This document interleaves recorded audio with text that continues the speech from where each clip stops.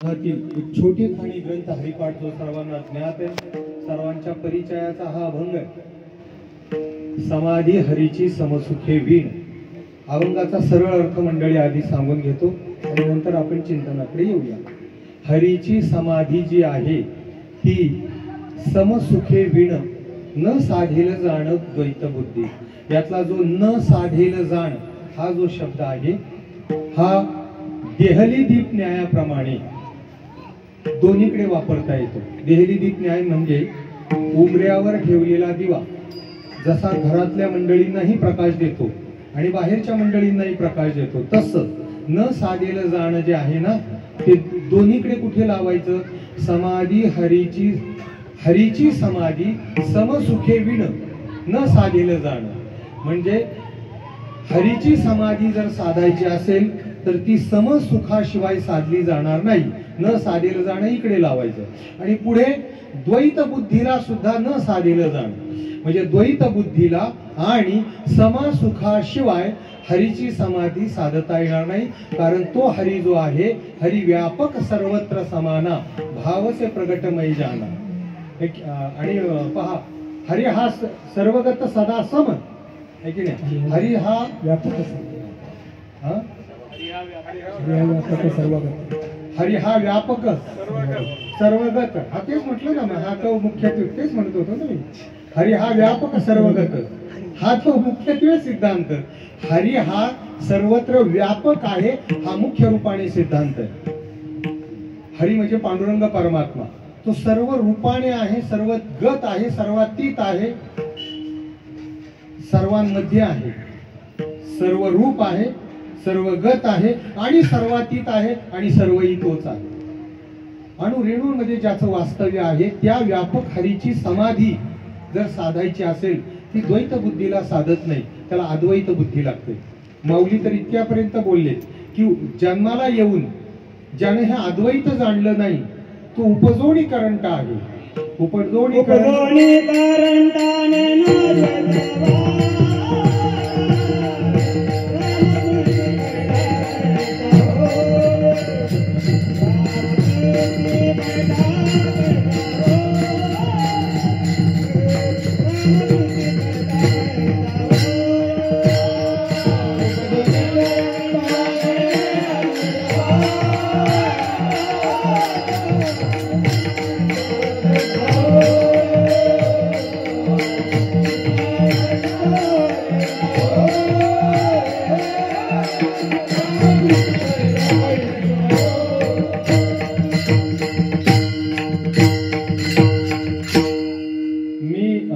अगोदर अभंगाचा सरळ अर्थ सांगून घेतो हा मंडळी।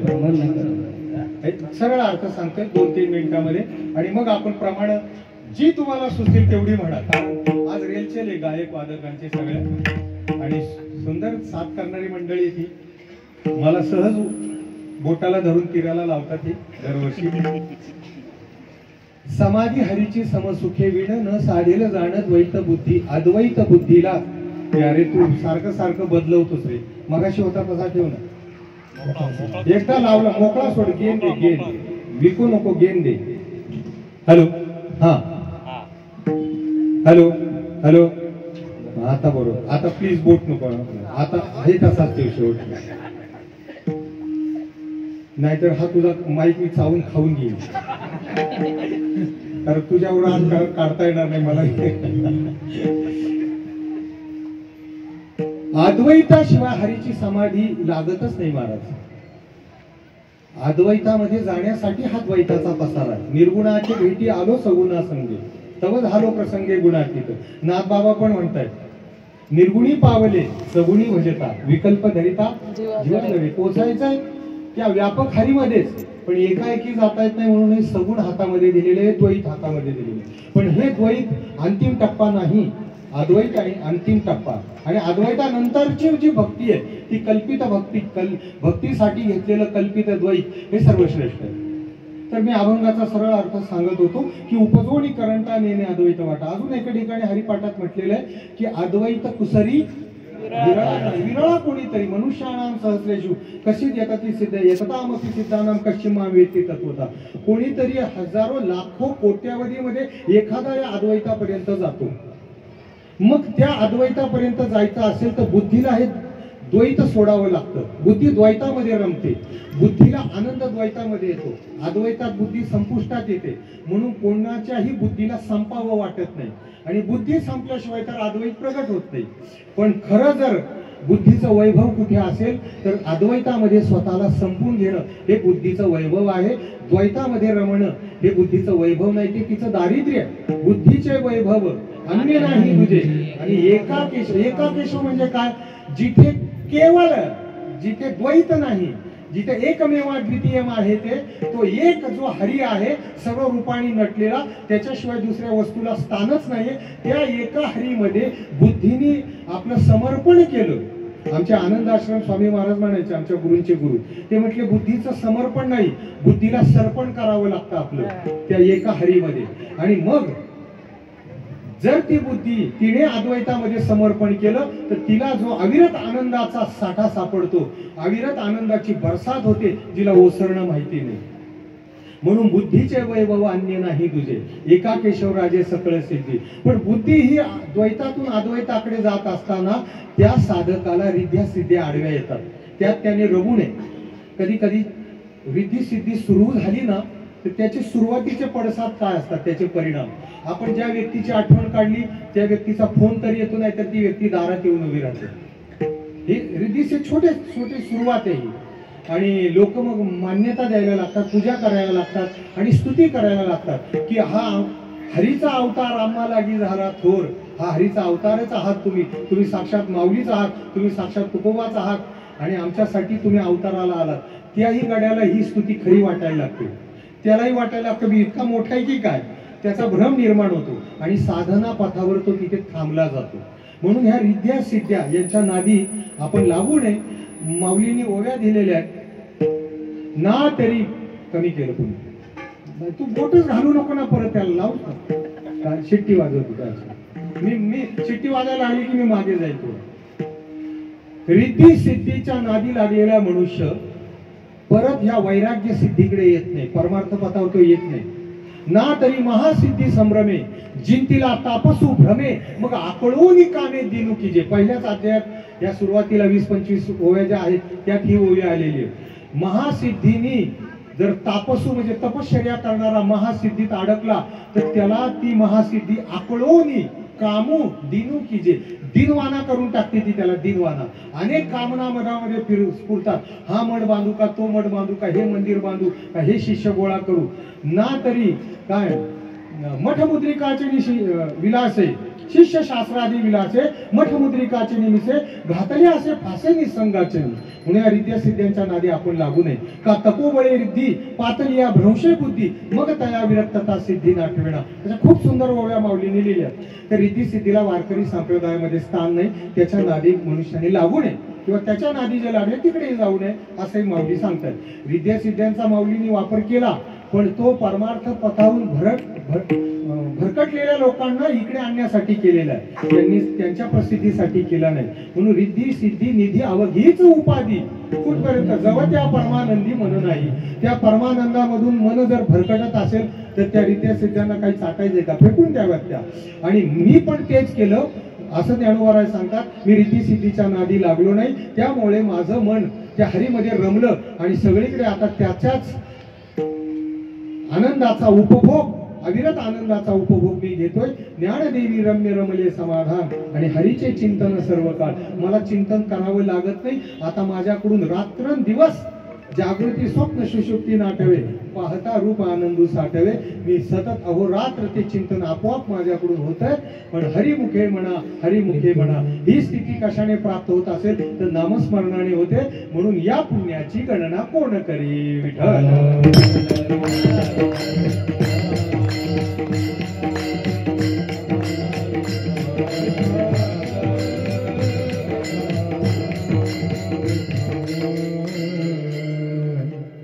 समाधी थोडा बास आहे ना कमी कर, थोडा माझा बास कमी कर, स्पष्ट शब्द कळत नाही. समाधी हरीची, आता एकदम मस्त आहे. आता असंच शेवट करू. समाधी हरीची समसुखे वीण न साधेल जाण द्वैत बुद्धी मंडळी. आज जे चिंतन मी सांगणार आहे ते सर्वत्र नाही सांगतायत. मी आता नवीनच या अभंगावर थोडं गुरूंच्या कृपेनं आता नवीनच चिंतन काढलेलं आहे आणि सर्वत्र नाही सांगतायत. जिथे काही ऐकणारी मंडळी आहेत तिथेच हे सांगावं. कारण हा आमचा जो माल आहे, जो गुरूंच्या पायाजवळ बसून तोडकं मोडकं ऐकलंय मी, आमचा हा माल आहे, दुसरीकडे खपत नाही.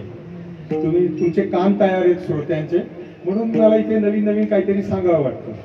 आणि इथे किती मी अवघड सांगून पाहिलेले, आपुले मरण पाहिले मी डोळा झाला प्रेतरूप शरीराचा अभाव, तरी तुम्ही सहज ते चिंतन ऐकता. म्हणून हे नाविन्यानं चिंतन तुमच्यासाठी आणलेलं आहे. बघा तुम्हाला किती आवडतं.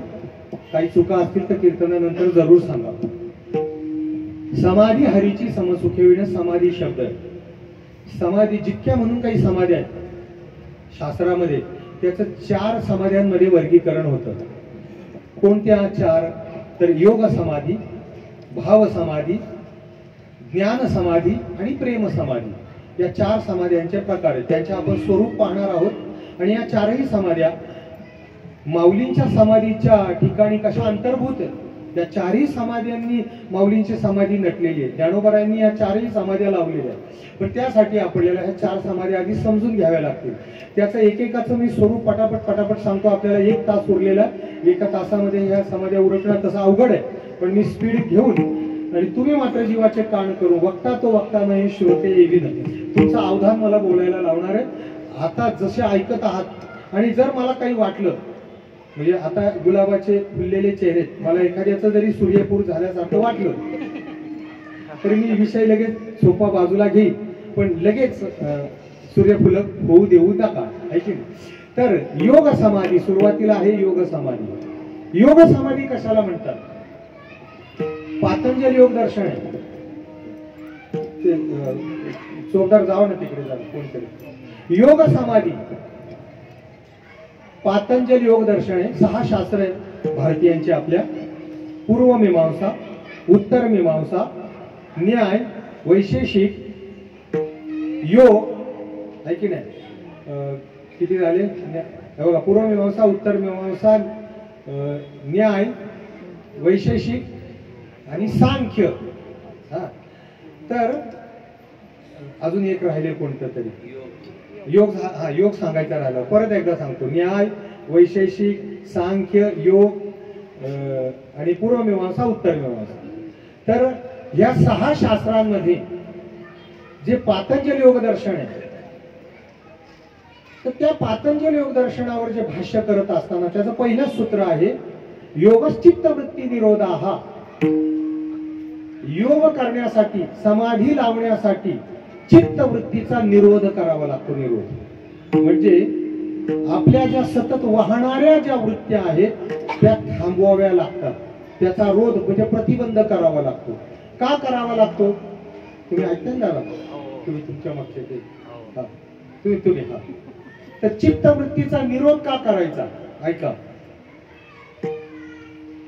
आत्मतत्व जे आहे ना, आपलं स्वतःचं स्वरूप, ते पाहण्यासाठी चित्तवृत्तीचा निरोध करावा लागतो. आणि आपलं आत्मस्वरूप सर्वत्र आणि सदोदित आहे, सर्व व्यापक आहे, सम आहे, स्थिर आहे. पण त्या आपल्या स्वरूपाचं दर्शन करण्यासाठी या सतत वाहणाऱ्या वृत्त्या म्हणजे विचारांनाच वृत्ती म्हटलेलं आहे. हे विचार सतत वाहत असतात. या विचारांच्या मध्ये आत्मतत्व दडलेलं आहे. त्या विचारांमध्ये अनस्यूत आहे. म्हणजे कसं? माळ आहे आपल्या गळ्यामध्ये, माळेमध्ये जे मणी आहेत त्या मण्यांमध्ये दोऱ्याची अनस्यूत अशा प्रकारची ओवण आहे. माळेमध्ये दोरा ओवलेला आहे, पण वरच्या मण्यांमुळे त्या दोऱ्याचं काय होत नाही, आपल्याला ज्ञान होत नाही, दर्शन होत नाही. मग त्या माळेमधल्या दोऱ्याचं ज्ञान होण्यासाठी आपल्याला काय करावं लागतं? पुढचा मणी पुढे आणि मागचा मणी मागे करावा लागतो. मग ह्या 2 मण्यांमधलं अंतर लांबवलं की आतल्या दोऱ्याचं काय होतं? आपल्याला दर्शन होतं, ज्ञान होतं. बरोबर? तसंच तो दोरा जसा अखंड आहे तसं आपलं आत्मतत्व अखंड आहे, परिपूर्ण आहे. पण त्या अखंड आत्मतत्वावर विचारांचे मणी आहेत. कारण मनुष्य सतत विचार करतोय. एखाद्या मनुष्याला विचारलं की बाबा 5 मिनिटात झालेले तुझे विचार सांग, त्याला सांगणं अवघड आहे. हजारो विचार करतो तो 5 मिनिटांमध्ये. हा विचारांचा प्रवाह असल्यामुळे आतमध्ये दडलेलं गुप्त असलेलं आत्मतत्वाचं दर्शन आपल्याला होत नाही. त्यामुळे हे विचारांचे मणी लांबवायचे आणि त्या 2 मण्यांमध्ये त्या आत्मस्वरूपाच्या दर्शनाचा लाभ घ्यायचा. त्याला 2 विचारांमधला वृत्ती संधिकाल म्हणतात. विचार म्हणजे वृत्ती आणि 2 विचारांमधला संधिकाल, त्याला वृत्ती संधिकाल असं नाव दिलेलं आहे पातंजली योग दर्शनाने. फार अवघड नाही सांगत आहे, 5-7 मिनिटं. तर 2 विचारांमधलं अंतर त्याला म्हणतात वृत्ती संधिकाल. संधिकाल काही दुसरे संधिकाल सांगतो. आपण सूर्योदय अजून झालेला नाहीये, तांबडं फुटलेलं आहे, पण अंधार निघून गेलेला आहे, सूर्योदय झाला नाही, त्याला आपण पूर्व संध्या म्हणतो. बरोबर. आता सूर्यास्त झालेला आहे पण अजून अंधार पडलेला नाही, त्याला आपण काय म्हणतो? सायं संध्या म्हणतो, संधिकाल म्हणतो, आहे की नाही? सकाळचा संधिकाल वेगळा, संध्याकाळचा संधिकाल वेगळा. दुसरा संधिकाल सांगतो. पापणी खाली पडलेली आहे पण अजून वर उठली नाही, त्या 2 पापण्यांमधला दृष्टीचा संधिकाल येतो. दृष्टी बंद झाली, अजून दिसली नाही, त्या 2 दृष्ट्यांमधला तो संधिकाल आहे. श्वास घेतला, तो घेतलेला श्वास बुडाला पण अजून श्वास सोडला नाही, तो श्वासांमधला संधिकाल आहे. तसा विचारांमधला जो संधिकाल आहे तो संधिकाल आपण लांबवला म्हणजे निर्माण झालेला विचार टाकून द्यायचा, त्या विचाराचा विचार करायचा नाही, उठलेला विचार फेकून द्यायचा आणि दुसरा विचार करायचा नाही. मग 2 विचारांमधला अंतर लांबत जातो, ती ध्यानाची स्थिती प्राप्त होते. आणि 2 विचारांमधला अंतर तुम्ही 2 मिनिटापर्यंत जर लांबवलं तर तुम्हाला समाधी लागते, असं स्वामी रामतीर्थांनी म्हटलेलं. आणि समाधी म्हणजे फक्त आनंद घन अवस्था. पण मी बोलताना बोलून गेलो की 2 विचारांमधलं अंतर 2 मिनिटांपर्यंत लांबवा, पण ते लांबवायला 12 वर्ष घालावी लागतात. ते विचार थांबत नाहीत मनुष्याचे. उलट ध्यानाला बसलं की पिराचा उरूस भरतो आणखी, आहे की नाही? आतमध्ये विचारांची गर्दी होते.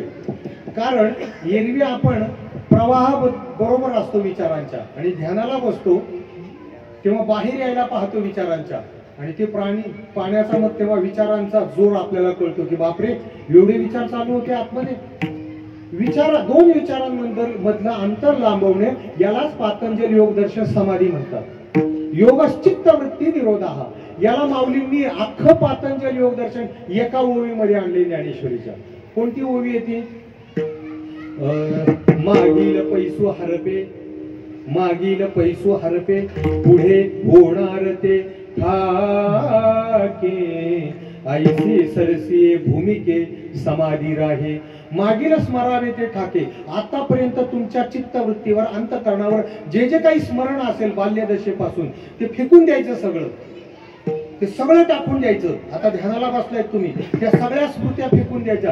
कितीही चांगला विचार आला तरी त्या विचाराबरोबर जायचं नाही, आणि कितीही वाईट विचार आला तर त्याचा द्वेष करायचा नाही. चांगल्या विचाराचा मोह नाही आणि वाईट विचाराचा द्वेष नाही, राग आणि द्वेष ते दोन्ही टाकून द्यायचे. आलेला विचार फेकून द्यायचा आणि दुसरा विचार करायचा नाही. असं जर तुम्ही केलं तर 2 विचारांमधलं अंतर लांबतं. ते लांबलं की तुम्हाला अविरत आनंदाची प्राप्ती सुरू होते. मग निघतो मनुष्य समाधीच्या दिशेनं. त्याला पातंजली योग दर्शन समाधी म्हणतायत की तुमचं 2 विचारांमधलं अंतर कायमचं लांबून. असेच चांगदेव महाराज 6-6 महिने समाधी लावत होते. पण ही समाधी ऐकायला सोपी वाटते, करायला अवघड आहे. कशी अवघड आहे? समाधीचे जे 8 अंग आहे, यम नियम आसन प्राणायाम प्रत्याहार ध्यान धारणा आणि समाधी, ही 8 अंग करावी लागतात. आणि त्यातलं यम नावाचं जे अंग आहे सुरुवातीचं यम, त्यात 5 उपप्रकार आहेत. नियमात पुन्हा 5 उपप्रकार आहेत. आसनाचे 84 प्रकार आहेत. प्राणायामाचे पूरक रेचक कुंभक अनुलोम विलोम कपालभाती असंख्य प्राणायामाचे प्रकार आहेत. नंतर सुरू होतं ध्यान, नंतर धारणा, मग समाधी. मी एवढी अंग सगळी सांगत नाही. सुरुवातीचंच अंग किती अवघड आहे सांगतो. सुरुवातीचं अंग आहे यम. त्या यमामध्ये 5 प्रकार आहेत. सुरुवातीलाच टोकाला आहे अहिंसा, नंतर आहे अस्तेय, अपरिग्रह आणि ब्रह्मचर्य. तर ती अहिंसा सांगतो. अहिंसा एक छोटस अंग सांगतो. ती अहिंसाच इतकी अवघड आहे ती आपल्यासारख्याकडे होणं कठीण आहे. ती अहिंसा मनाने पण हिंसा व्हायला नाही पाहिजे. ज्याला योग साधना करायची एकांतामध्ये हठयोग, त्यानं मनाने पण हिंसा करायची नाही, कोणाची वाणीने करायची नाही, म्हणजे शिव्या द्यायच्या नाहीत, वाईट बोलायचं नाही, आणि कायेने तर नाहीच नाही. कारण एक योगी जिथे साधना करतो तिथे त्याची अहिंसा इतकी पराकोटीला पोचलेली असते. कारण सुरुवातीचा अंग आहे, तो साधना करायला लागला की त्याच्या सहवासात आलेले हिंस्र श्वापद सुद्धा आपला वैर भाव विसरून जातात आणि शांत तिथे बसतात. ही त्याच्या अहिंसेचं सामर्थ्य असतं, त्याच्या तपश्चर्याचं ते सामर्थ्य. आणि पहिलंच अंग आहे ते, पहिल्या अंगातलं सुद्धा पहिलं अंग आहे, यमातलंही पहिलं अंग अहिंसा. तर याची गंमत सांगतो मी तुम्हाला. या पातंजल योग दर्शनावर कोल्हाटकरांनी भाष्य केलं. काशीवरून शिकून आले होते, पुण्याचे होते. मराठी भाष्य त्यांचं, ज्ञानेश्वरी एवढा ग्रंथ आहे त्यांचा. तो मी भामचंद्र डोंगरावर असताना 18-20 वर्षापूर्वी अभ्यास करत असताना तो वाचनाला घेतला होता. तर त्याच्यातली एक गंमत सांगतो तुम्हाला अहिंसेबद्दल झालेली. जेव्हा त्या पातंजल योग दर्शनाची जी सूत्र होती, जसं आता मी एक सूत्र सांगितलं, योगचित्त वृत्ती निरोधा, अशी भरपूर सूत्र आहेत. त्या संस्कृत सूत्रांचा विचार ते करत राहायचे, गडून जायचे विचारात. त्यांना जेवणाचं भान राहायचं नाही. मग त्यांची पत्नी आयतं जेवणाचं ताट त्यांच्या समोर आणून ठेवायची की पतिरात 2 घास खाऊन घ्या. मग आता ज्या माणसाला जेवणाची आठवण नाही त्या माणसाला संसाराची का आठवण राहणार आहे? मग तो संसार दरिद्री होत चालला, त्यांचा फाटका होत चालला. पण त्यांची मंडळी म्हणाली, तुम्ही संसाराकडे लक्ष देऊ नका, मी हा फाटका संसार सांभाळेल, लोकांची धुनी भांडी करेल, मोलमजुरी करेल, पण तुम्ही मात्र या जगासाठी हे भाष्य करा. आणि मग ते म्हणाले, जर तुझी साथ असेल तर मी करतो भाष्य. आणि मग 3 वर्ष ते त्यात गडून गेले, पूर्णपणे गडून गेले. जेवणाचं ताट 2 वेळेला आयतं समोर यायचं, ते जेवण करायचं, दिवस रात्र त्या चिंतनात गडून गेले. पण ह्या माऊलीने दुसऱ्यांची धुनी भांडी केली, मोलमजुरी केली आणि तो फाटका संसार सांभाळला. 3 वर्षाने ग्रंथ पूर्ण झाला. 3 वर्षाने ग्रंथ पूर्ण झाल्यानंतर तो त्यांनी प्रथम आपल्या पत्नीच्या हातामध्ये दिला. कोल्हाटकरांनी म्हणाले, बाई, तुझ्यामुळे हा ग्रंथ माझा कडेला गेलेला आहे माऊली, तू हा पहिल्यांदा ग्रंथ वाच, आणि जर याच्यात काही चुका तुला आढळल्या तर त्या चुका मला निसंकोच येऊन सांग. तर ती म्हणाली, मी अडाणी बाई, 4थी नापास झालेली, तुम्ही काशीचे विद्वान, तुमच्या चुका मी काय काढणार? पण ते म्हणाले, नाही, तू मला सहकार्य केलेलं आहे, पहिल्यांदा तूच हा ग्रंथ वाचायचा, आणि जा आणि वाचून झाल्यानंतर पुन्हा तुझ्या चुका मला माझ्या चुका मला सांगायला ये नमूद टिकून. तर आता तो ज्ञानेश्वरी एवढा ग्रंथ आहे मोठा, साधारण 1-1.5 महिना तरी लागला पाहिजे सतत वाचला तर. पण ती बाई पुन्हा दुसऱ्या दिवशी आली ग्रंथ घेऊन. म्हटले, झाला वाचून? म्हटले, नाही, अजून वाचायचा, पण मी प्रस्तावनाच वाचलेली, त्यातच मला चूक सापडली. काय म्हटले ते? बारकाईने ऐका बरं का, प्रस्तावनेतच चूक सापडली. ते म्हटले, काय प्रस्तावनेमध्ये काय चूक सापडली? तर ती माऊली असं म्हटली पतिराजांना, अहो म्हटले पतिराज, तुम्ही योगशास्त्रावर ग्रंथ लिहिता, तो जो योगी आहे, ज्या योग्याची साधना तुम्ही सांगत आहात, त्या योग्याचं वर्णन असं केलंय मुक्ताबाईंनी ज्ञानोबारायांना वर्णन करताना, का योगी पावन मनाचा साहे अपराध जनाचा. त्याची अहिंसा इतकी. योग्याची संपत्ती काय असेल तर योग्याची संपदा त्याग आणि शांती. त्याग ही संपदा आणि शांती हीच त्याची संपत्ती, धन आहे. तो योगी अहिंसावादी असतो पूर्ण, आणि ती साधना तो जिथे करतो तिथे हिंस्र श्वापदा आपला वैरभाव विसरतात. त्या योग्यावर लिहित असताना तुम्ही या प्रस्तावनेतच काय चूक केली? तर ऐका म्हणाले पृथ्वीराज, ही चूक केली तुम्ही, का प्रस्तावनेमध्ये असं तुम्ही माझी स्तुती करताना शब्द वापरले का माझ्या पत्नीने मला सहकार्य केल्यामुळे मी एकीकडे परमार्थही साधू शकलो आणि माझा प्रपंचही वाचला बुडण्यापासून. तर माझ्या पत्नीच्या साह्याने ह्या 2 गोष्टी मला करता आल्या, व तिचं साह्य मिळालं म्हणून मी परमार्थ आणि प्रपंच ह्या दोन्ही गोष्टी करू शकलो. अशा प्रकारे मी एका दगडात 2 पक्षी मारले. काय म्हटले ती? एका दगडात 2 पक्षी मारले, म्हणजे परमार्थ पण आणि प्रपंच पण. ते म्हणले, तुम्ही एका दगडात 2 पक्षी मारूच कसे शकता? ही बोलण्याची हिंसा झाली तुमची. तुम्ही लिहिताय कोणावर? त्या योग्यावर लिहिताय की तो योगी पूर्ण अहिंसेला प्राप्त झालेला आहे, की त्या योग्यावर लिहित असताना तुम्ही एका दगडात 2 पक्षी कसे काय मारले? मोठी माणसं मोठी असतात, त्यांनी ती चूक दुसरी प्रत छापत असताना प्रस्तावनेत असं वाक्य लिहिलं की माझ्या पत्नीच्या सहकार्यानं मी प्रपंच आणि परमार्थ दोन्ही करू शकलो. अशा प्रकारे मी एका भाकरीमध्ये 2 जीव जगवले. लक्षात येते की नाही? जड चाललंय का जरा? नाही ना? बरोबर चाललंय ना? म्हणजे अहिंसा बघा किती लागते. बोलण्याची हिंसा जिथे चालत नाही तिथे शरीराची हिंसा चालेल का? आता एवढा योग आपल्याला कसा साध्य व्हायचा? अवघड आहे. हे तर पहिलंच अंग सांगितलं मी यामधलं.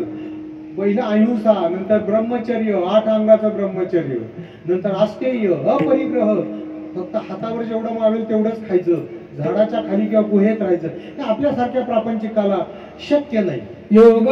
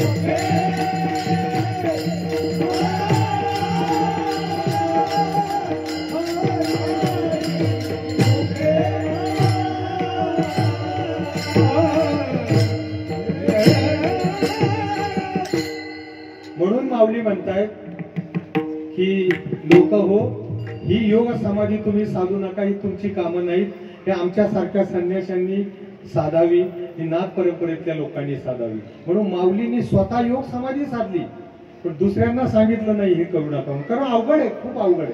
आता चाल म्हणताना सुद्धा अंतर्यात किती प्राणायाम झाला की नाही, तो इतरांना शक्य होणार नाही म्हणून ध्रुवपद सगळ्यांना म्हणायला लावले. हे तुमच्या लक्षात आलं, हे अंदर की बात आहे.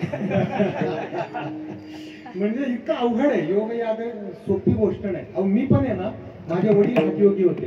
गगनगिरी बाबांचे जे शिष्य गुरुदास स्वामी आणि माताजी अनुसया, त्यांचे पहिले शिष्य म्हणजे माझे वडील.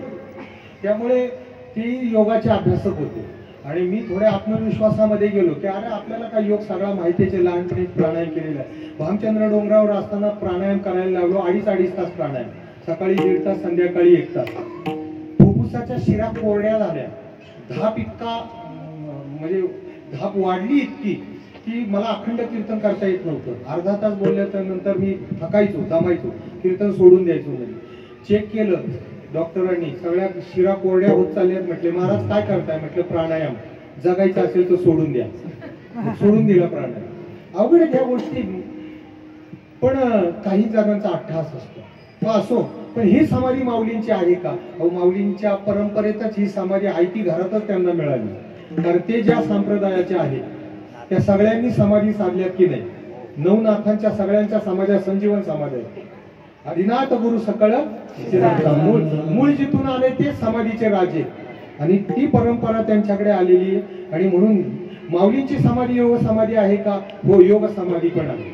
माऊलींच्या समाधीमध्ये 4ही समाधीचा समावेश आहे. त्यात पहिली योगाची समाधी आहे का? हे जरूर आहे, कारण ती घरचीच होती, तो ठेवाच होता, त्याच्यावर त्यांचा पूर्ण हक्कच आहे. म्हणून योग समाधी सुद्धा माऊली लावत होते, कारण ही त्यांची 108वी समाधी आहे तिथे आळंदीमध्ये. एक गंमत सांगतो तुम्हाला झालेली. माऊली हे समाधी लावत नाही, आता ते समाधीचं दान देतात, दान. कारण त्यांना समाधी योग्यांची माऊली म्हटलेलं आहे. त्यांना ज्ञानराज माझी माऊली आहे योग्यांची. त्यांना समाधी लावण्याची गरज नाही, आता ते समाधी लावायला शिकवतात. एक सांगू झालेला किस्सा. 1995 ते 96 साली मी सिद्धबेटामध्ये राहिला होतो. गुरुवर्य वैकुंठवासी जयराम बाबा भोसले खूप रागीट होते बाबा, पण म्हणजे रागीट, वरतून रागीट होते, नारळासारखे कठीण होते, पण आतून खूप मऊ होते. पण रागीट इतके की चुकल्यावर इतकं मार. त्यांनी आमच्या विद्यार्थ्यांसाठी स्वतःची अर्धी जमीन विकली होती. आळंदीकर होते बरं, ते आळंदीकर होते. जयराम बाबा भोसले आळंदीकर होते आणि त्यावेळेस त्यांच्या जमिनीचा कोट्यवधी भाव होता.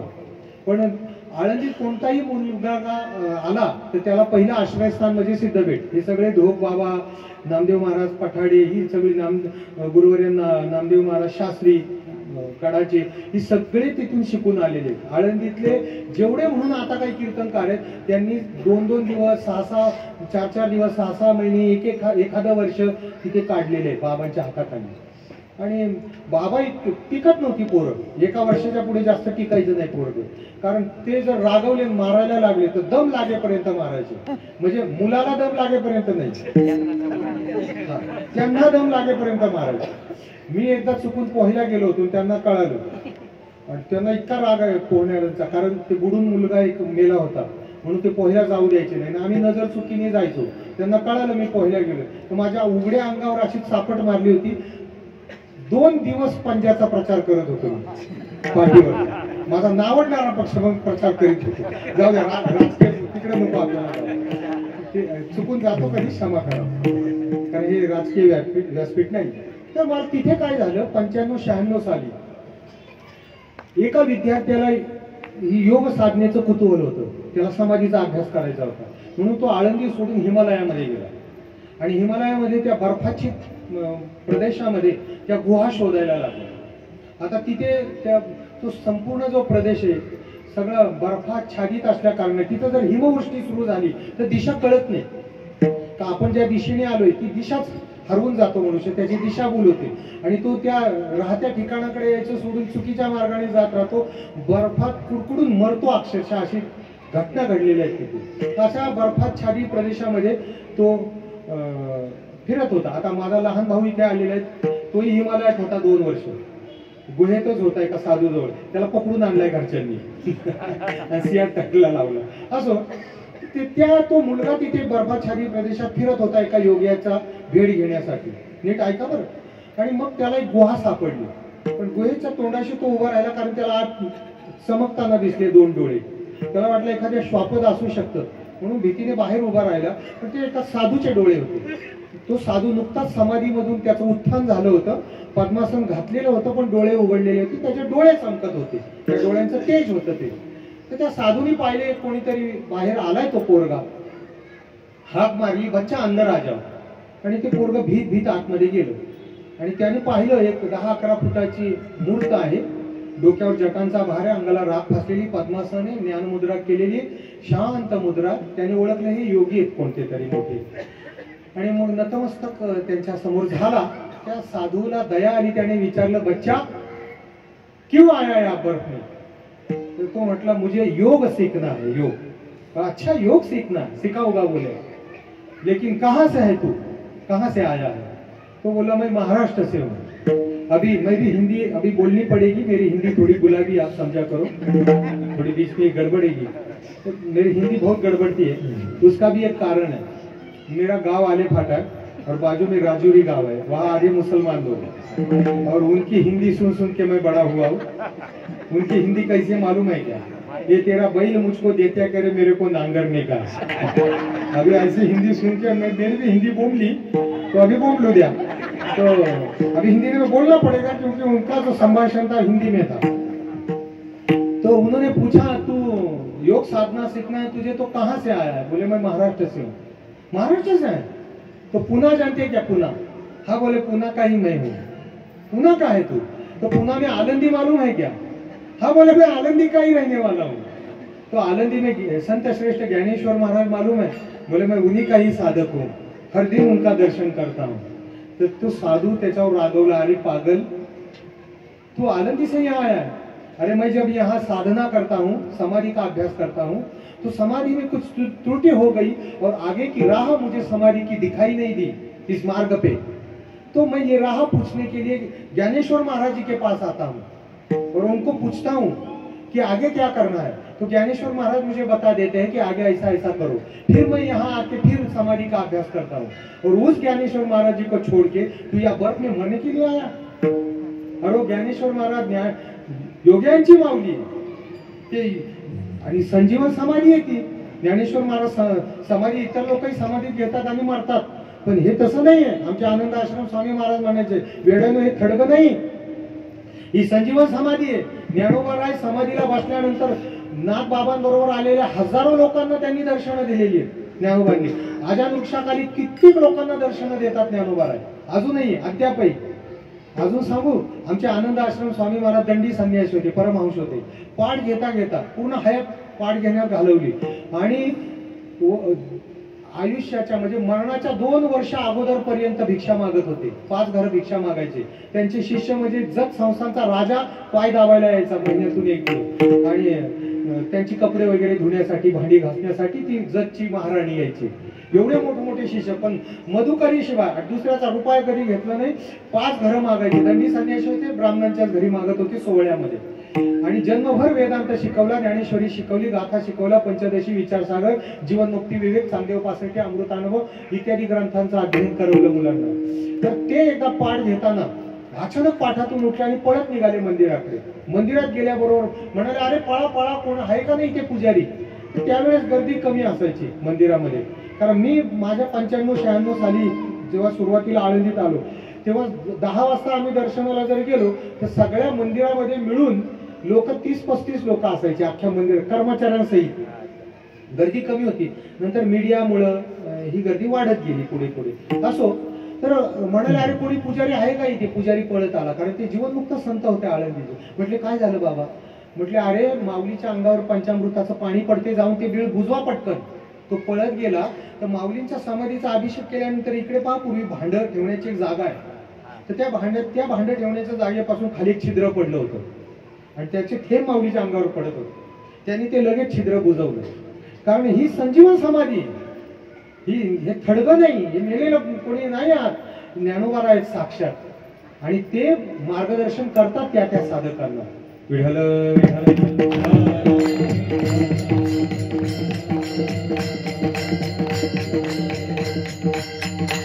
ही योग समाधी माऊलींना प्राप्त आहे का? हो प्राप्त आहे। दुसरी सांगतो आता भाव समाधी। भाव समाधी कोणाला लागली होती? भाव समाधी लागली होती संजयाला। कधी लागली होती सांगतो। व्यास मुनी त्यांनी जेव्हा चातुर्मास केला धृतराष्ट्राकडे, चातुर्मास संपल्यानंतर धृतराष्ट्राला म्हणे माग काय मागायचे तुला? काही मागून घे माझ्याकडून, सगळं पुरवतो तुझी इच्छा। ते म्हणाले आता काय मागू, मी राजा आहे, माझ्याजवळ सगळं काही आहे, तुम्हालाच काय द्यायचं असलं तर द्या। ते म्हणाले तुला दृष्टी नाहीये, तुला दिव्य दृष्टी देतो, साधारण दृष्टी नाही, इथे बसल्या बसल्या हजारो लाखो किलोमीटरवरचं दिसेल। धृतराष्ट्र म्हणाला माझं वय झालेलं आहे, ही दिव्य दृष्टी काय, किती दिवस याचा उपभोग घेणार? त्यापेक्षा माझी सेवा ज्यानं केली त्या संजयाला, जो माझी सावली होऊन राहिला, त्या संजयाला ही दिव्य दृष्टी द्या। म्हटले काही हरकत नाही। संजयाच्या डोक्यावर हात ठेवला, दिव्य दृष्टीचं प्रदान केलं। आणि मग पुढे पांडव आणि कौरवांचं युद्ध सुरू झालं। तेव्हा धृतराष्ट्राने विचारलं संजयाला, धर्मक्षेत्रे कुरुक्षेत्रे समवेतायुस्वा मामकाः पांडवा शैव किम कुर्वत संजय? तरी पुत्रस्नेहे मोहिते धृतराष्ट्र असे पुसतू म्हणे संजय या सांगे मातु कुरुक्षेत्राची. त्या धृतराष्ट्र विचारायला लागला की कौरव आणि पांडवांचं युद्ध छेडले, विजय कोणाचा होणार आहे? त्याला ऐकण्याची स्पृहा होती का? विजय माझ्या मुलाचा होतो की पंडूच्या मुलांचा? ऐकायचं ते होतं.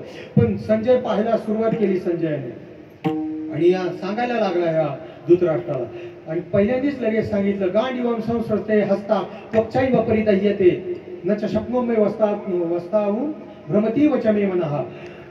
अर्जुनाने गांडीव धनुष्य सोडले म्हटले त्याच्या अंगाचा थरकाप होतोय. स्वकीयांना पाहिलं, गुरु द्रोणाचार्य, भीष्माचार्य, कृपाचार्य आणि भावंड पाहिली, त्यांची मुलं पाहिली. आता यांच्या बाणाचे लचके मी यांच्या शरीराचे लचके मी बाणांनी तोडू का? यार याचा प्रतिध्वनी दे रे, मला शब्द कळत नाही. प्रतिध्वनी तर नाही, शब्द चुकतायत, मग ऐकायला आलं नाही की वाक्यरचना कळत नाही. आणि मग मी यांच्या शरीराचे लचके कसे काय तोडू बाणाने? आणि मग त्याचा मोह जागा झाला आणि रडायला लागला, मान खाली घातली, रडायला लागला आणि गांडीव धनुष्य टाकून दिलेले. इकडं संजय यांनी धृतराष्ट्राला महालात सांगितलं की अर्जुन रडायला लागलेला आहे, धनुष्य फेकून दिले. हे म्हातारं नाचायला लागले इकडं, तर आता विजय आपल्या मुलांचाच होणार का? अर्जुनाने बाण ठेवला, धनुष्य बाण खाली ठेवल्यावर विजय अर्ध आत्ताच जिंकलो आपण. पुढे पुढे काय? पुढे सांग, पुढे सांग. लगेच पुढे सांगायला लागले. आणि मग भगवंताने दुसऱ्या अध्यायाच्या 11व्या श्लोकापासून उपदेश सुरू केला. खरी गीता तिथून आहे, दुसऱ्या अध्यायाच्या 11व्या श्लोकापासून. अशोचानन शोचस्त्वं प्रज्ञावादांश भाससे गतासून गतासूंच नानुशोचंती पंडिताः. पंडितासारख्या गप्पा मारतोय. अरे पण पंडित गेलेल्या गोष्टींचा शोक करत नाही आणि असलेल्या गोष्टींचा मोह धरत नाही. तू स्वतःला पंडित म्हणवतोस, पंडितासारख्या गप्पा मारतोस आणि असा अधोमुख हृदुनाते करीतो हासी. सांडी हे मूर्खपण उठी गे धनुष्यमान, संग्रामी हे कवण कारुण्य तुझे. संग्रामात हे कारुण्य काय कामाचं आहे? अरे जरी स्वकीय असतील तुझे पुढे तरी ते अधर्माच्या बाजूने. बघा हे गीता सांगते आपल्याला, निभळक विचार सोडून द्या. अहिंसा परमो धर्मा. अरे अहिंसा स्वतःपुरती वैयक्तिक असावी, पण धर्मासाठी केलेली हिंसा ती सुद्धा परमच सांगितली. अहिंसा परमो धर्मा धर्म हिंसा तथैवच. धर्मासाठी केलेली हिंसा सुद्धा परम पुण्यदायिनी. ती करावी लागेल भारतीयांना पुढे काही वर्षानंतर. पुढच्या पिढीत दिवसा अहिंसा नका शिकू. बघा अर्जुनाला हिंसा करायला लावली की नाही देवाने? स्वकीयांची करायला लावली, कारण ते अधर्माच्या बाजूने. म्हणून अधर्मी लोक पुढे आले तर ही अहिंसा विसरून जा. त्यावेळेस शस्त्र द्या, दयातीचे नाव भूताचे पालन, पण अनेक निर्दळ कंटकाचे. धर्मनीतीचा हा ऐकाव्या व्यवहार आणि हे करावं लागेल आपल्या हिंदूंना. पुढे काही 10-15 वर्षांनी अशी स्थिती येऊ शकते. भयानक वाटचाल्या त्या दिशेने काही लोकांची. तर असो. आणि मग ते ज्ञान सुरू झालं. ज्ञान सुरू झाल्यानंतर सांगता सांगता सांगता आता ती ब्रह्मविद्या जेन सांगेची पितया वसुदेवाची, जेन सांगेची माता देवकीची, जेन सांगेची बंधू बळीभद्राशी, ते गुह्य अर्जुनेशी बोलत. जे बापापासून लपून ठेवले जे ज्ञान, जे आईला सांगितलं नाही, जे बंधू बळीभद्राला सांगितलं नाही, ते अर्जुनाला सांगतात, रणांगणावर सांगतात. जिथे बाणांची घणघण आहे की नाही, तलवारीची खणखण आहे, घोड्यांचे चित्कारे, हत्तींचे फुतकारे आणि एकमेकांना शिव्या देऊन ते योद्धे बोलवतात. जिथे रक्ताचे सडेच्या सडे पडलेले, मांसाचा चिखल झालेला आणि अशा कर्कश रणकर्कश संग्रामामध्ये त्याला आपलं गुह्य ज्ञान देत आहेत त्या अर्जुनाला, कारण त्याच्यावर अधिक प्रीती. आणि हे ज्ञान तिथे अर्जुन ऐकतोय आणि इथे कोण ऐकतोय? संजय ऐकतोय. पुढे चालून विश्वरूप दर्शन दाखवलं की जे महादेवांना सुद्धा दुर्लभ आहे, की जे निरंतर ज्याचं चिंतन करतात, पण त्यांनाही विश्वरूप दर्शन दाखवलं नाही, ते अर्जुनाला दाखवलं. पण अर्जुनाला नंतर दिसलं, कारण जेव्हा भगवंत म्हणायला लागले, बघ ही माझी असंख्य रूप, बघ ही शांत रूप, बघ ही शृंगाराने भरलेली, बघ हे लावण्य घन रूप, आणि बघ ही अकराळ विक्राळ, मी यमाचाही यम आहे, नृपवरांचा नृपवर आहे, बघ हे माझं विश्वरूप दर्शन, अनंत ब्रह्मांडी माझ्या एका रोमावर कशी उभे, बघ बघ. आणि अशा उत्साहाने त्याला बघ बघ म्हणताय. आणि अर्जुन म्हणतो, मला काही दिसत नाही देवा, तू म्हणतोयस. आणि मग देव म्हणाले, अरे भावनेच्या भरात मी विश्वरूप दर्शन दाखवलं, पण भावनेच्या भरात दिव्य दृष्टी द्यायचं विसरलो. तथावि दिव्य दृष्टी दिली आणि मग त्याला दिव्य दृष्टी दिली. पण अर्जुनाच्याही अगोदर विश्वरूप दर्शन कोणी पाहिलं? संजयाने पाहिलं. वा, संजयाने इकडे पाहिलं. आता विचार करा, जे भगवान शंकरांनी पाहिलं नाही आणि जे ज्ञान बापाला दिलं नाही, आईला दिलं नाही, बंधूला दिलं नाही थोरल्या, ते ज्ञान इथे संजय ऐकतोय आणि विश्वरूप पाहतोय. त्याला इतकं अंतःकरण त्याचं भरून आलं आणि भावनेच्या भरात तो बोलायला लागला की अरे घोड्यांचा खरारा करणारा मी एकच जीव, दरिद्री माणूस, वीधभर पोटाची तीसभर खळगी भरण्यासाठी या धृतराष्ट्राच्या घोड्यांचा खरारा करणारा मी, त्याची हलकी सालकी पडलेली कामं करणारा मी, बायका पोरांची पोटं भरण्यासाठी दरिद्री आणि या भनंग माणसाला आज एवढं हे ब्रह्मज्ञान ऐकायला मिळते, एवढं हे विश्वरूप पाहायला मिळते, काय भाग्य आहे माझं. त्या भावना उचंबळून आल्या, भावना उचंबळून आल्या आणि एखाद्या व्यक्तीला जर त्या आवडता आल्या नाही तर त्याला भाव समाधी लागते, अष्टभाव सात्विक समाधी लागते. मुळात काव्य म्हणजे काय माहितीये का? संतांचं काव्य, काव्य म्हणजे भाव समाधी. कारण कवितेला एक इंग्रजी वाक्य वाचलं होतं मी, माझी इंग्रजी फारशी तयार नाही, पण बघा मी बरोबर म्हणतोय की नाही शिकलेल्या मंडळींनी सांगा. Poetry is the spontaneous of overflow of powerful feeling. Poetry कशाला म्हटलेलं आहे? Poetry is the spontaneous of overflow. पण कशाचा ओव्हरफ्लो? Powerful feeling. जी फिलिंग खूप जोरात आलेली आणि ती आवडता येत नाही, ती ओसंडून व्हायला लागली, तर तिला काव्य म्हटलेलं आहे. या साधू संतांनी देवाला पाहिलं आणि प्रेमाच्या भराने त्यांच्या ज्या भावना उचंबळून आल्या, त्या भावनेला जे अक्षरांचं रूप मिळालं, कंठी प्रेम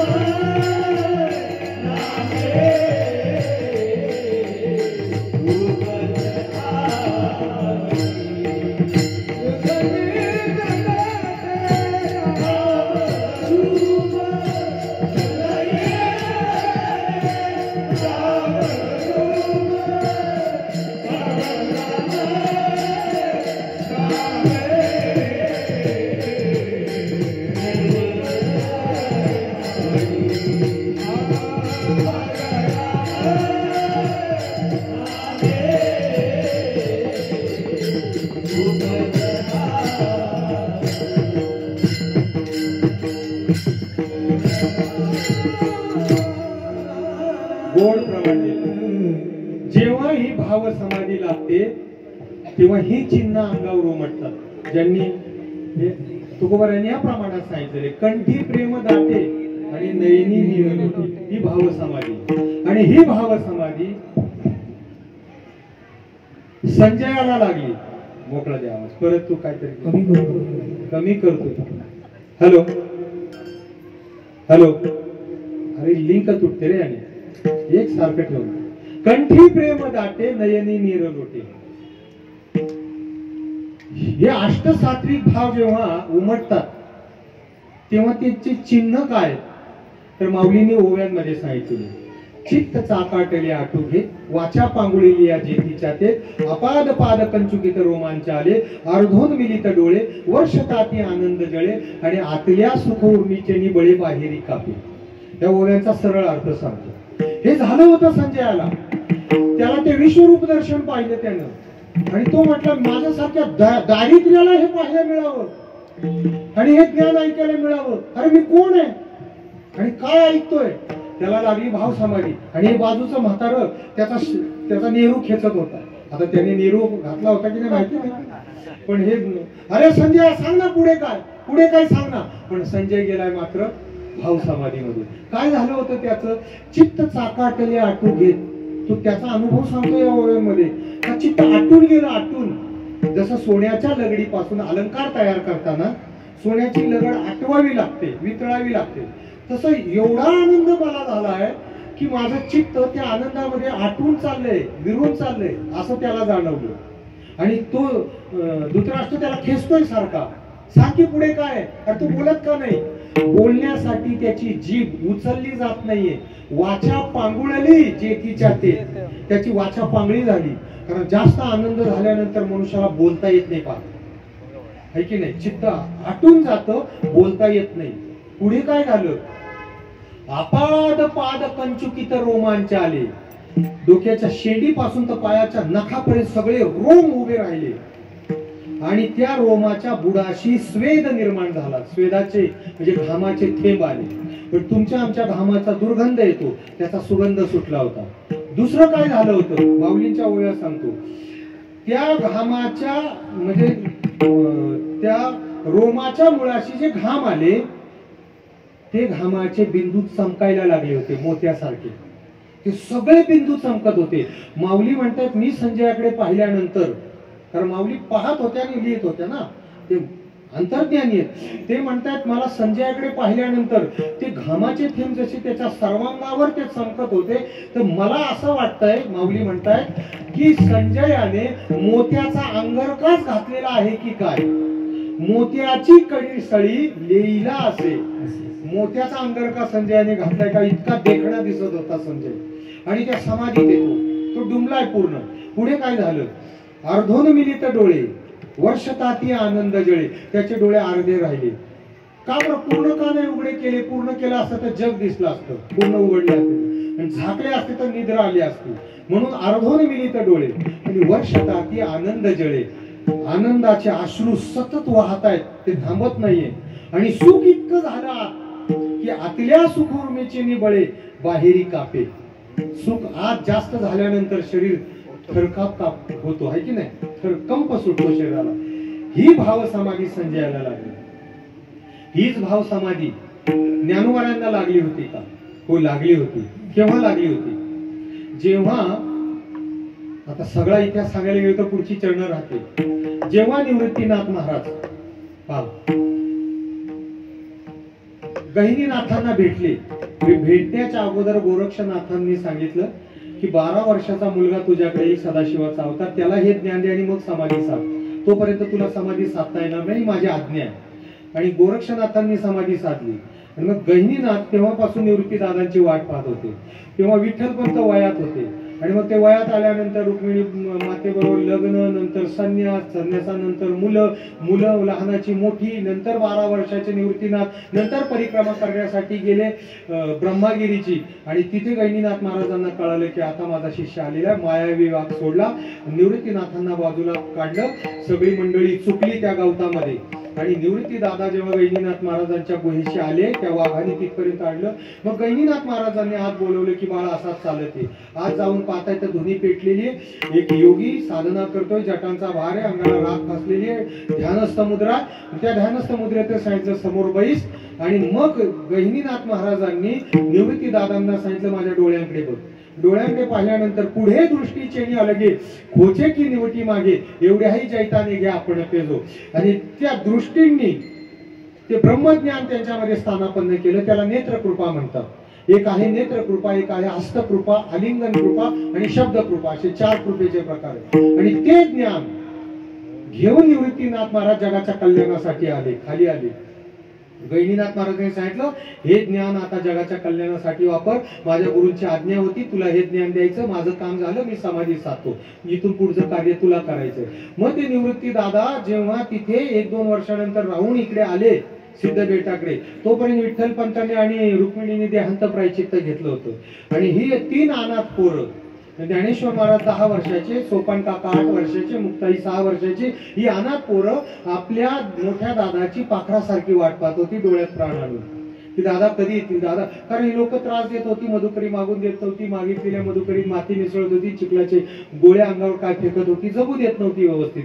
मग त्यावेळेस सुद्धा आई बाप नाही, मग दादाच आपला आई बाप आहे म्हणून आता आई वडील तर राहिले नाही, पण दादा तरी येईल की नाही म्हणून वाट पाहत होते. आणि दादा आले सिद्धबेटाच्या त्या कोपऱ्यावर, माऊलींना दादा दिसला, माझा दादा म्हणून पळत गेले जोरात. दादा, माझा दादा आला, दादा आला, पाहिलं माझा ज्ञाना येतोय, बाहू विस्तारले आणि ज्ञानेश्वर महाराज धाड दिशे येऊन त्यांच्या त्या कवेमध्ये सामावले गेले. मिठी मारली निवृत्तीनाथांनी आणि ये हृदयीचे ते हृदयी घातले. हे ब्रह्मविद्या ज्ञानेश्वर महाराजांना दिली. ती ब्रह्मविद्या ज्या क्षणी ज्ञानेश्वर महाराजांना मिळाली, त्या क्षणी एवढ्या अपार ब्रह्मानंदाचा लाभ माझ्या मोठ्या दादाने मला दिला. माझा दादा साक्षात परब्रह्म आहे आणि त्या परब्रह्माने एवढी मोठी कृपा माझ्यावर केली. बाप रे बाप, या कामधेनूचं एकुलते एक बछडं मी आहे. आणि म्हणून तो भावावेग झाला.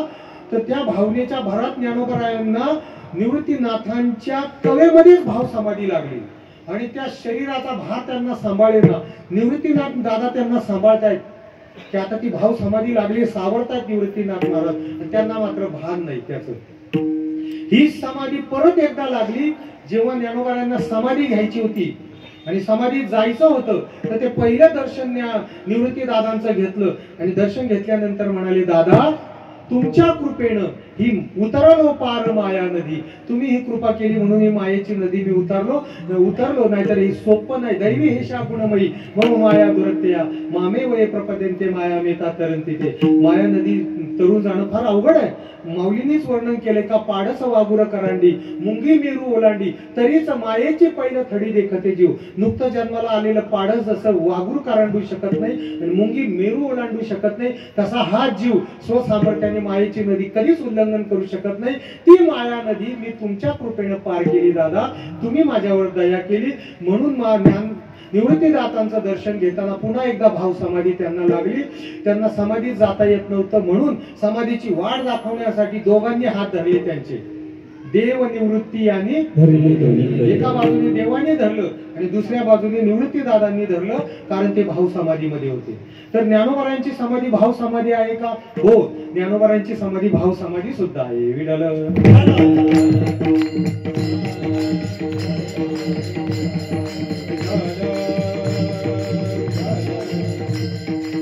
तिसरी समाधी आहे ज्ञान समाधी. ज्ञान समाधी म्हणजे ब्रह्मविद्या प्रदान केल्यानंतर तो जो जीव आहे तो ब्रह्म स्वरूपाला प्राप्त होतो. तत्वमसी विद्या ब्रह्मानंदी सांग आणि तेच झाला अंग तुका आता. ती ब्रह्मविद्या जेव्हा प्राप्त होते तेव्हा हा जीव ब्रह्म कसा होतो तर ऐका, एक आहे महाकाश बघा आणि एक आहे घटाकाश. घट म्हणजे मडकं. महाकाश जे व्यापक महाकाश आहे त्या महाकाशाला एकरूप होण्यासाठी जे घट आहे त्या घटामधल्या आकाशाला काय करावं लागेल? घट जो आहे, पुन्हा एकदा सांगतो, घट म्हणजे मडकं. मडक्यामध्ये ही पोकळी आहे की नाही, आकाश आहे की नाही, ही मठापुरती त्या मडक्यापुरती मर्यादित आहे आणि हे महाकाश सर्वत्र पसरलेलं आहे. या महाकाशामध्ये घटामधल्या पोकळीला जर आपल्याला एकरूप करायचं असेल तर आपल्याला काय करावं लागेल? बोला मंडळी. हा, काय करावं लागेल? घट फोडावा लागेल. मग घट फोडल्यानंतर घटामधला आकाश त्याला काही प्रवास करत महाकाशात जावं लागेल का? घट फोडल्या ते घटाकाश महाकाशाशी एकरूप होतं. एकरूप तिथल्या तिथे एकरूप होतं, आहे की नाही? माऊली म्हणतायत, आगा घटू जेवेळी फुटे तेथील आकाश नीट लागे वाटे, वाटा लागलेल्या भेटे एरवी चुके. ते काय वाटेला लागल्यावरच भेटतं आणि एरवी काही चुकलेलं असतं का? माझा प्रश्न असा आहे, घट फोडल्यानंतरच घटाकाश महाकाशाशी एकरूप होतं का घट फोडण्याच्या अगोदर सुद्धा ते घटाकाश त्याच्याशी एकरूपच आहे? बोला हो किंवा नाही? एकरूपच. हो नाही नाही नाही काहीतरी. घट फोडल्यानंतरच घटाचा आकाश महाकाशाशी एकरूप होईल का घटात असतानाही ती एकरूप आहे? हा आहे की नाही? कारण महाकाश जे आहे ना महाराज, ते महाकाश बाहेर सुद्धा आहे, आत सुद्धा आहे घटाच्या, आणि घटाच्या खापरात सुद्धा आहे. कारण आकाश नाही अशी जागाच नाही. भूमीला ज्या अर्थी खड्डा पडतो त्या अर्थी त्यात पोकळी म्हणून खड्डा पडतो. भिंतीला खेळाखा ठोकला जातो, भिंतीत आकाश म्हणून खेळला जातो. पाण्यात हात का जातो, त्यात जलाकाश म्हणून पाण्यात हात जातो. पोकळी सगळ्या ठिकाणी. तसं ते महाकाश जसं घटाच्या बाहेरही आहे, घटाच्या आत आहे आणि घटाच्या खापरात आहे. पण घटाच्या उपाधीमुळे फक्त त्याला नाव घटाकाश आलेलं आहे वस्तुतः आकाशाचे. सर्व घटीना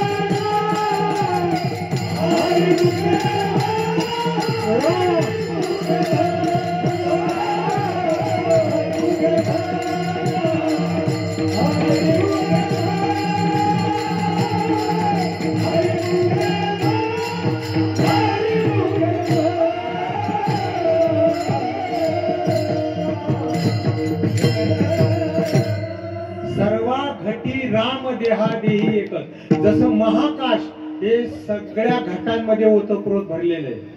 जेव्हा घटामधल्या आकाशाला याची जाणीव होईल की मी घटापुरता मर्यादित नाही, मी घटाकाश नाही, मी महाकाशच आहे, तसं जीवाला जेव्हा हे कळेल की मी ह्या घटापुरता मर्यादित नसून, लक्षात येते ना, मी या घटापुरता मर्यादित नसून मी ते महाकाशच आहे, चिदाकाश आहे की नाही.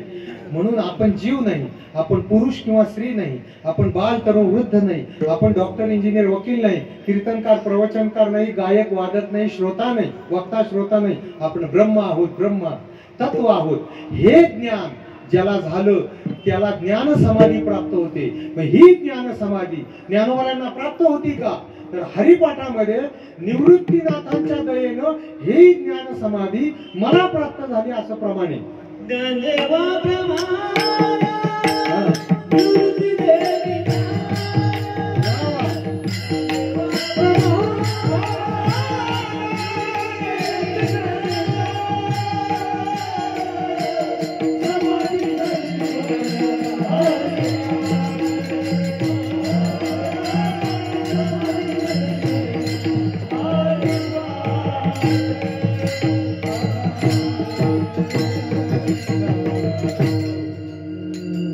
ज्ञानदेवा प्रमाण निवृत्ती देवी निवृत्तीनाथाने हे ज्ञान दिल्यामुळे समाधी संजीवन हरिपाठ मला ही समाधी लागलेली. अमृतानुभव हा ग्रंथ ज्ञानोबांच्या ज्ञान समाधीचं वर्णन करणार आहे. त्यांनी जे काही जेवण केलं त्याचा ढेकर, त्या अमृताचा ढेकर म्हणजे अमृतानुभव. तर ही ज्ञान समाधी. आता चौथी समाधी सांगतो, प्रेम समाधी. मी पटापट का घेतोय प्रमाण, 10 मिनिटात आता उरलेल्या 5 मिनिटांमध्ये आपल्याला ती समाधी सांगायची नाही, चालायची नाही, थांबायचं. प्रेम समाधी कशाला म्हणतात? ह्या समाधींची नावं अशी वेगळी का झाली?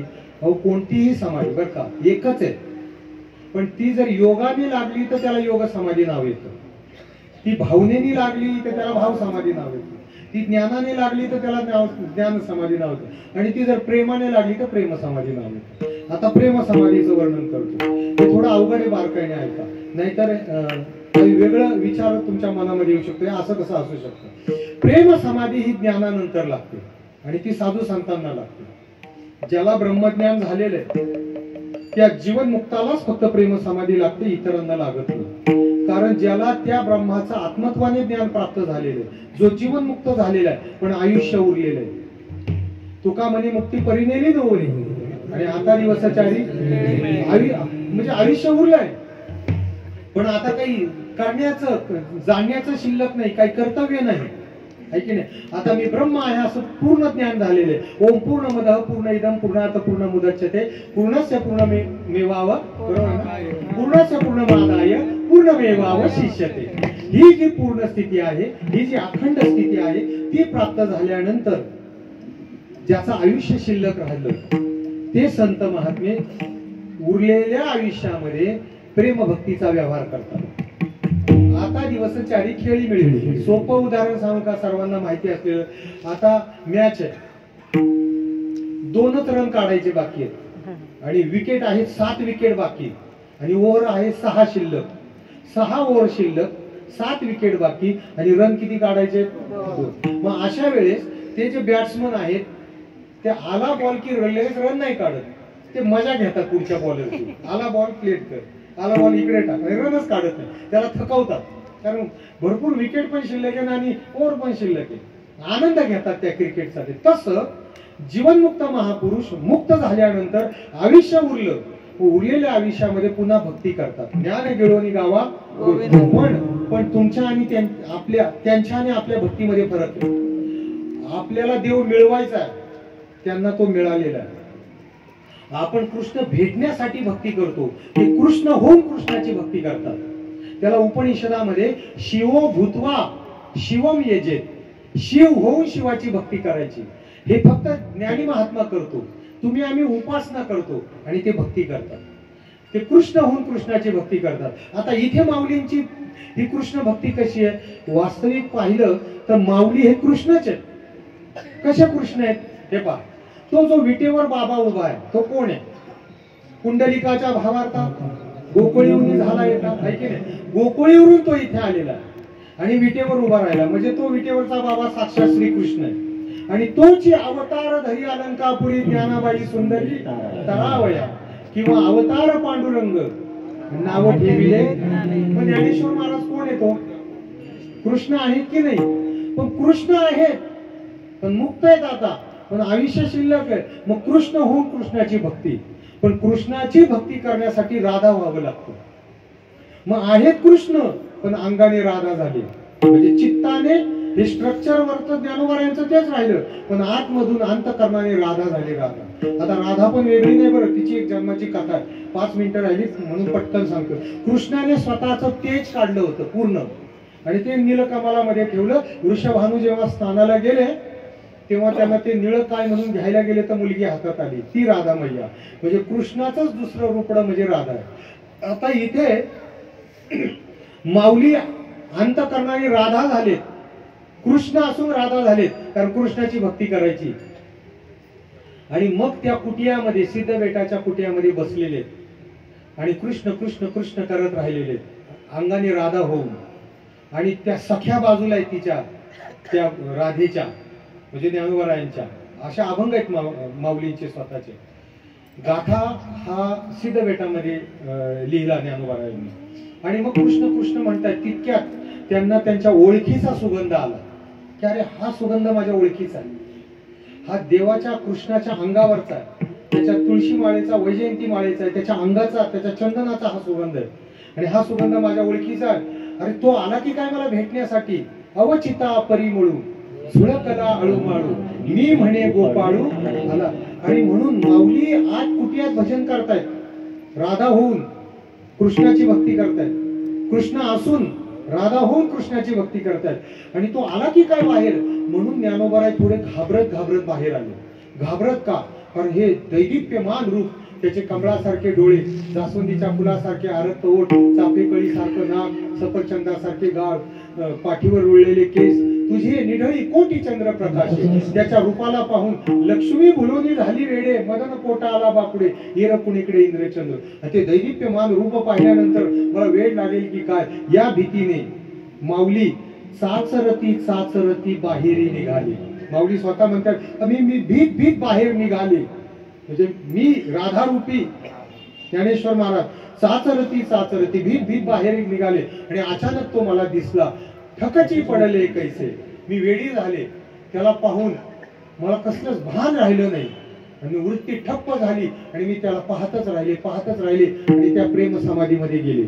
आणि माझ्याकडून कसे डोळे मिटले गेले मला कळलं नाही. आणि तो बाबा गुप्त झाला. आता तो गुप्त झाल्यामुळे मला विरह झाला आणि त्या विरहामुळे अंग तापायला लागलं. विरहासे अंग ताप तपत है, अंग तापायला लागलं. मग अंग तापायला लागल्यानंतर त्या ज्या सख्या होत्या जवळ, त्या उपचार करू लागल्या माऊलींसाठी. त्या कोकळेचं गायन करू लागल्या. आणखीन काही ते चंदन अंगाला लावायला लागले. न लावा चंदन अंगी, न घाला विंजन वारा, हरिवीन शून्य शेजारू घे माय, कोकळे वाजावे तुम्ही बाई. मग एका गवळणीने काय केलं, एवढं अंग तापलंय ना, तर ती हुशार होती, तिने मलय पर्वतातील चंदन आणलं आणि त्या चंदनाची चोळी करून माऊलींना घातली. आता चंदन इतकं थंड आहे, कोलयागिरीतील खरं 52 कसी चंदन असं म्हणतायत शास्त्रकार, की तापलेलं तेल असेल त्याच्यात खऱ्या चंदनाचे 2 थेंब टाकले तर ते शांत होतं, उकळतं तेलही. त्या चंदनाची चोळी माऊलींना घातली हा विरह कमी होण्यासाठी. माऊली म्हणतायत काय, चंदनाची चोळी माझे सर्व अंग कोळी, मला तो भेटवा तो. म्हणून माऊली उरलेल्या 2च मिनिटात सांगतो, नीट ऐका बारकाईने. माऊली थेट कृष्णाच्या घरी निघाला त्याला पाहण्यासाठी. विसरल्या मी कोण आहे. आणि तिथे जाऊन त्या कृष्णाच्या घरातल्या मंडळींना म्हणतायत की हो, मला तुमच्याकडे मोलकरीण म्हणून ठेवा ना, काम करणारी म्हणून ठेवा. तर कृष्णाच्या घरातली मंडळी म्हणायला लागली की अगं बाई, तू आलीस काम करायला, पण तुला 2 वेळेस जेवायला द्यावं लागेल आणि वर्षभरात किमान 2 ड्रेस तुला घ्यावे लागतील. तर माऊली म्हणतायत माझ्या पोशाखाची चिंता करू नका, माझ्या जेवणाची चिंता करू नका. माझ्याकडे जे काय 5 दमडी आहे माझ्या गाठोडीला, त्या 5 दमडीचं जाडं भरडं कापड मी अंगावर घालीन. बघा काय अभंग आहे.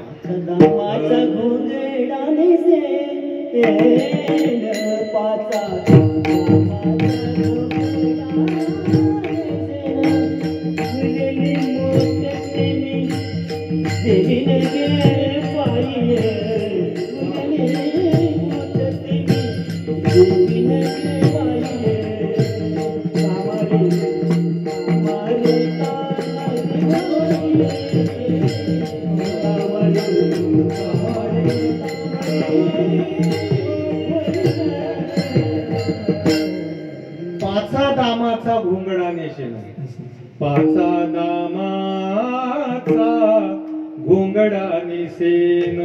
जाडं भरडं घाल. जेवायचं काय करशील, तुमच्या सगळ्यांचं जेवण झाल्यानंतर ताटात जे उष्ट भंगाड पडलेले असेल ते मी खाईन. पाचा दामाचा घोंगडा नेसेन, उरली ती मोठ सेविन के बाई, कामारी होईन. म्हणाले मग तुला आडगळीची एखादी खोली द्यावी लागेल ना राहण्यासाठी तरी. तर माऊली म्हणतात माझ्या झोपण्याची पण चिंता करू नका, कृष्ण ज्या घरामध्ये आहे त्याचा उंबरा उशीचा करी, त्याच्या उंबऱ्यावर डोकं ठेवून मी झोपेल. कारण तो कृष्ण त्या उंबऱ्यावरूनच जाईल ना, जाताना येताना त्याचा पाय जर मला लागला तर मी झोपेतून उठून ते सावळ्याला त्या पाहिल, त्याचं रुपडं पाहिल. तो मी भांडी घासत असताना तो पाणी पिण्याच्या निमित्ताने आला, तर भांडी घासता घासता त्याला मी पाहिल आणि मी या प्रेम समाधीमध्ये दंग होईल. अगं बाई, पण तुझे वडील तुला विचारायला येतील ना इथे का माझी मुलगी कुठे गेली म्हणून शोधत शोधत येतील ना विचारायला, तेव्हा आम्ही काय सांगू? तर ज्ञानेश्वर महाराज म्हणतात, माझे वडील म्हणजे निवृत्तीनाथ महाराज ते जर विचारायला आले, निवृत्ती ज्ञान देवा पुसतील वर्म, त्याची कावीन मी पुरेल के बाई, कामारी कामारी कामारी होईन. मी माझ्या निवृत्तीनाथांना हे वर्म समजून सांगेल, पण मला इथे कामाला ठेवा. याला म्हणतात आपल्या इष्टाच्या प्रेमामध्ये इतकं गडून राहणं, कारण मीच ते इष्ट आहे याचाही विसर पडणं, याला म्हणतात प्रेम समाधी. आणि ती ही ज्ञानोबारांची आहे, समाधी बैसला निर्वाण कथा कीर्तन करीत. म्हणून या चारही समाध्या माऊलीकडे. आणि ही समाधी त्या कोणत्याही समाधी, प्रेमातून जा, भावनेने जा, योगाने जा, पण ही अद्वैत भूमिका प्राप्त होते. त्या देवाशी आपण एकरूप होतो. त्या अद्वैतामध्ये ती समाधी साधली जाते. द्वैतालाही समाधी साधली जाणार नाही. अभंगाचं पहिलं समाधी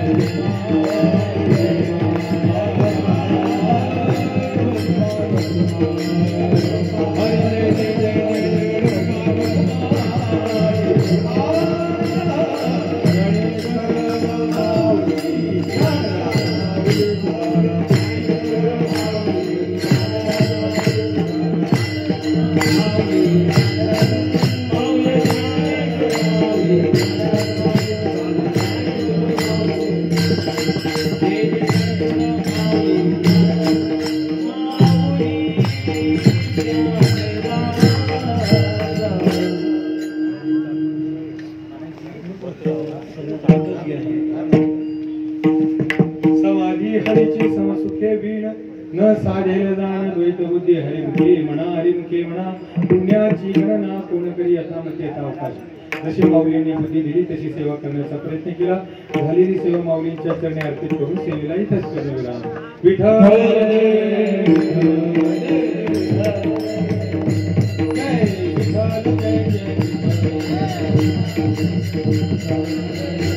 जय